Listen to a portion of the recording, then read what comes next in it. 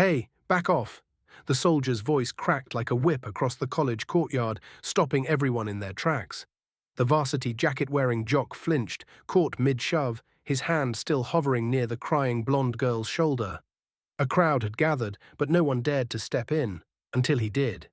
The man in olive-green tactical gear wasn't supposed to be here. He was just dropping off his daughter after leave.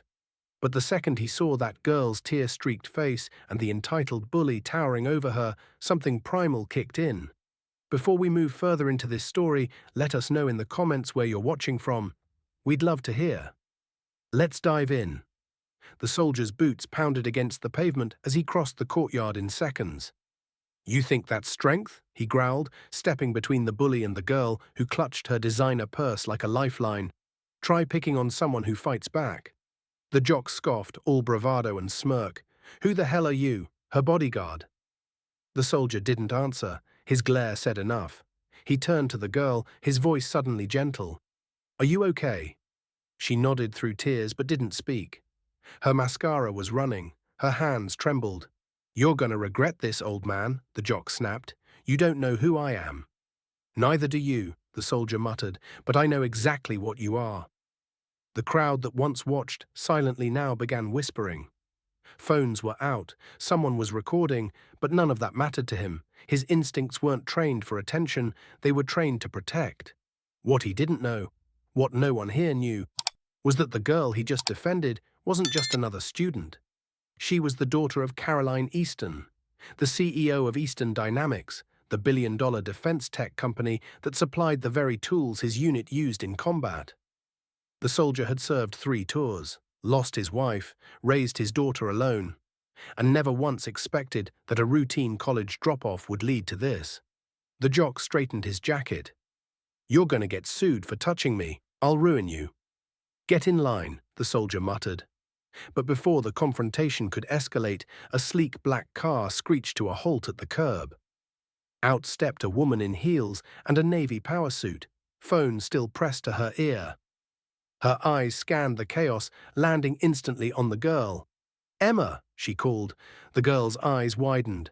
"Mom?" she whispered. The CEO strode across the courtyard like a storm in stilettos. "Is this the boy who touched you?" she asked, pointing to the jock. "Yes, Mom," the soldier answered before Emma could. "He was assaulting your daughter. I intervened." The jock blinked, confused. "Wait, your daughter?" he sputtered. "She said she was a freshman from Jersey."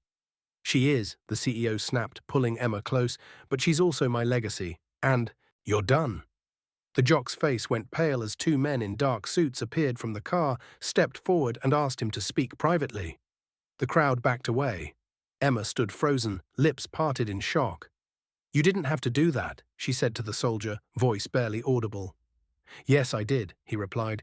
"My daughter's been bullied too. I know that look. No one should stand alone when they're scared." Her mum turned to him now, studying his uniform, his stance, his presence. "You military?" she asked. "Yes, Ma'am, Sergeant Daniel Cole, U.S. Army, just on leave." The CEO extended a hand. "Caroline Easton.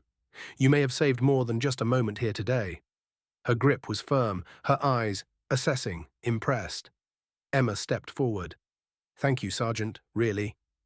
"Call me Dan," he said, finally smiling, "and you're welcome." As the CEO turned to leave with her daughter, she paused. "Where's your daughter?" "Inside, first day, trying to be brave." Caroline Easton nodded once. "She won't need to try anymore, not with a father like you." She handed him a card. "If you ever need anything, anything at all, call me." Then she walked away, heels clicking like punctuation against the pavement. The crowd dispersed, the phones stopped recording, but the impact lingered. Dan watched them go, then turned back toward the entrance. He wasn't looking for praise. He didn't want headlines. He just did what was right. Because that's what real strength looks like. Not power over others, but the courage to stand up for someone when they can't stand up for themselves. Sometimes heroes wear uniforms, and sometimes they just show up when no one else will. If this story touched you, don't forget to like the video, subscribe to the channel, and let us know how you feel in the comments.